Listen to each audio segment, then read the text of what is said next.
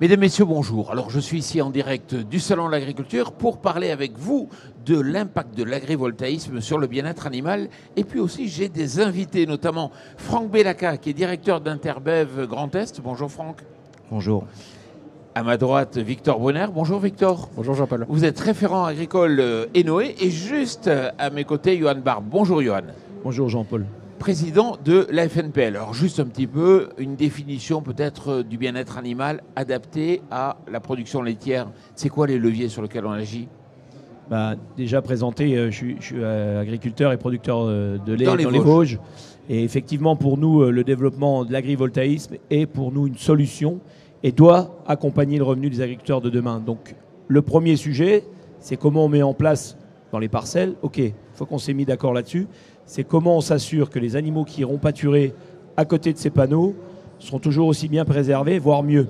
Et c'est un peu dans ce sens que je vais réagir, c'est que pour nous aujourd'hui, nos prairies, elles ont perdu un peu l'ombrage habituel qu'on connaissait des arbres et des haies. Et sûrement que l'agrivoltaïsme, la conception qu'on en veut demain, c'est qu'on trouve un certain ombrage, on va dire, par ces panneaux. Mais il faut qu'on s'assure que les courants induits n'embêtent pas nos animaux. Donc c'est par rapport à tout ça qu'il faut qu'on cale les choses. Et avec l'Institut de l'élevage, on a mis une parcelle expérimentale qui est en cours, qui est posée et qui va nous permettre de répondre à toutes ces questions et surtout de rassurer l'agriculteur pour que ces animaux aillent toujours bien. D'accord, donc toi tu es positif, tu dis il faut qu'on rentre des références quand même, mais il faut y aller. C'est ça ta position? Il faut y aller. Côté élevage de race à viande. Côté race à viande, on est sur les prémices en fait. Ça fait depuis maintenant 6 ans qu'on travaille une démarche qui s'appelle le pacte pour un engagement sociétal. Le principe, c'est de faire savoir au public et à tous les acteurs toutes les mesures qui sont mises en place en matière d'environnement, de nutrition. Et clairement, sur le bien-être animal, c'est un axe de travail. Et donc, cette question du lien avec l'ombrage, comme disait Johan, ça fait partie des questions émergentes et des points encore à travailler. Donc ce que je retiens, c'est quand on parle de bien-être et d'élevage laitier ou à viande, c'est avant tout le fait d'ombrer en fait dans les prairies. C'est d'ombrer les prairies et puis j'irai un peu plus loin aussi par rapport à ça puisque on a un intérêt demain d'amener nos animaux vers le pâturage. Et nous, on a la particularité dans l'élevage laitier, c'est que les animaux doivent rentrer au bâtiment au minimum 2 fois par jour et en robot toute la journée. Donc ça, c'est aussi une particularité, c'est que nos parcelles doivent être attenantes à nos bâtiments. Et d'ancrer de l'agrivoltaïsme aux parcelles derrière les bâtiments assureront l'accès au pâturage de demain pour éviter ce qu'on appelle la végétalisation de nos prairies par de la céréale ou du maïs. Exactement. Victor, alors si on revient sur la notion justement du bien-être animal, ça fait partie de la réglementation sur l'agrivoltaïsme.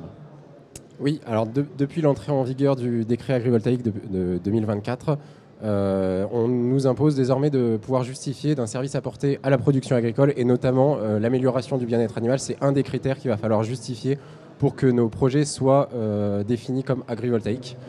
Et il faut qu'il y ait une notion de progrès. Exactement. Alors, c'est-à-dire qu'on part d'un niveau et qu'on arrive à un autre. Exactement. Et il y a 2 paramètres qui sont vérifiés par la réglementation pour justement vérifier que le bien-être animal est amélioré. C'est le confort thermique des animaux au pâturage et l'apport de services ou d'équipements qui permettent d'améliorer les conditions de vie des animaux au pâturage sur le parc agrivoltaïque. Donc là, c'est l'ombrage en fait.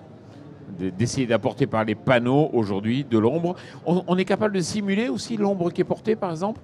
Tout à fait. En amont, en phase conception des projets, c'est possible de faire une simulation, de la modélisation vraiment très théorique en fonction de la géographie, du climat et du type de structure qu'on va proposer.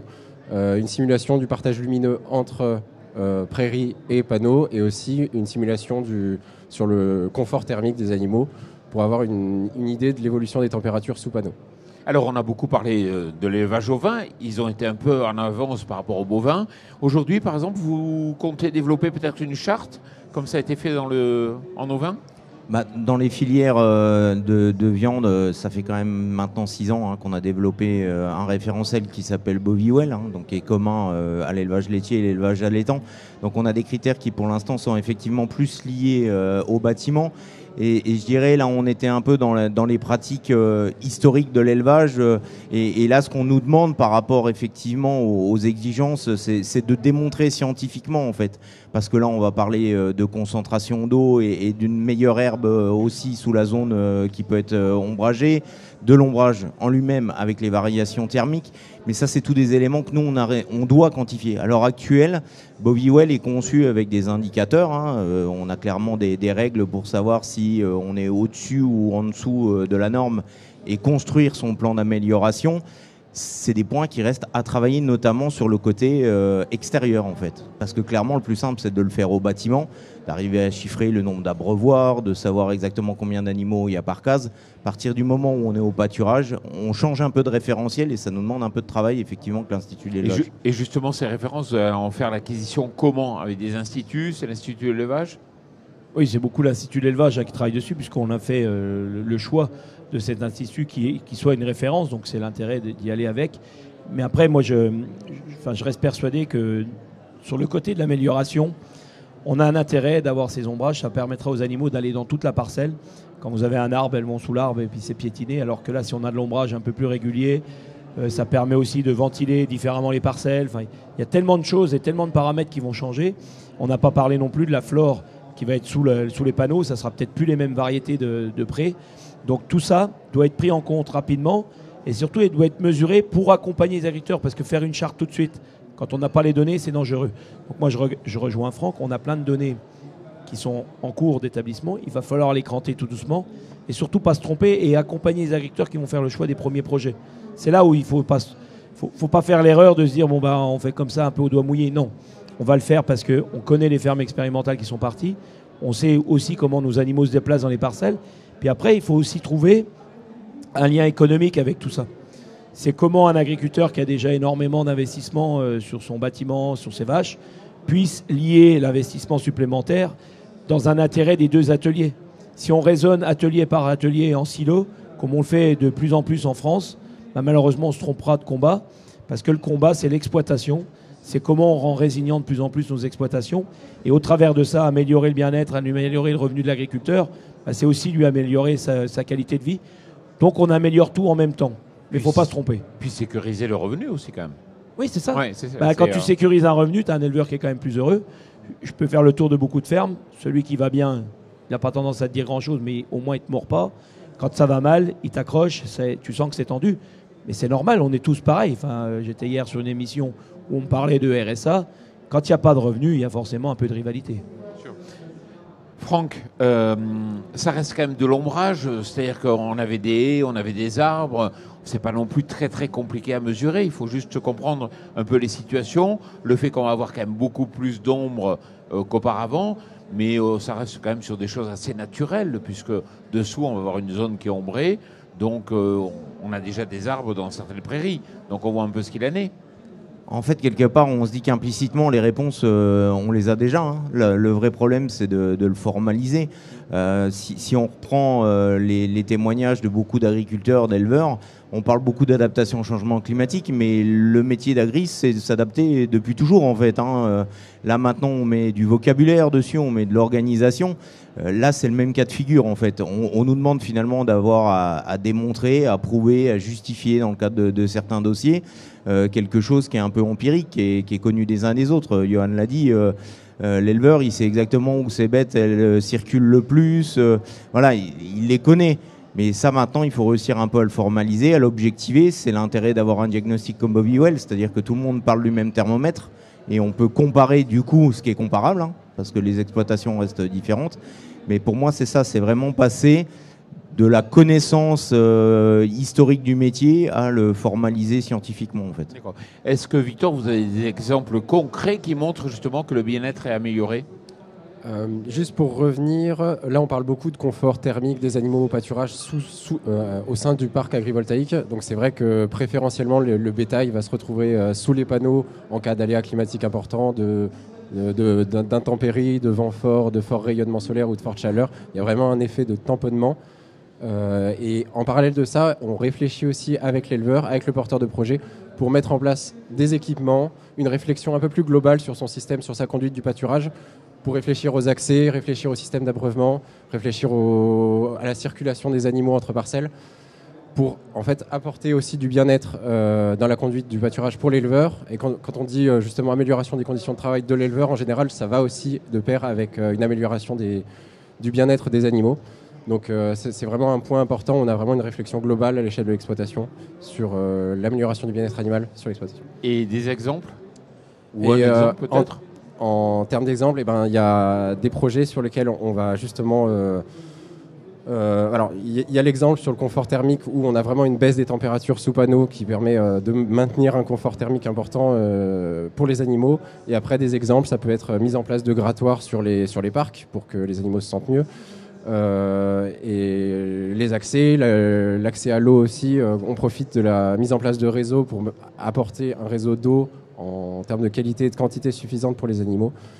Voilà, c'est vraiment, et on part vraiment du constat avec l'éleveur, on construit avec lui la solution en termes de conception technique et puis après de réflexion autour des équipements qu'on peut mettre en place dans le parc. Et Johan, tu l'as dit au début, on cherche à faire sortir les animaux au maximum du bâtiment, d'autant plus qu'avec le réchauffement climatique, ça a posé un certain nombre de contraintes, ces bâtiments. Ah ben, c'est sûr que les contraintes, on les a tous les jours et j'ai bien aimé ton expression, hein, je veux dire, on vit avec le climat et on le subit ou on s'y adapte.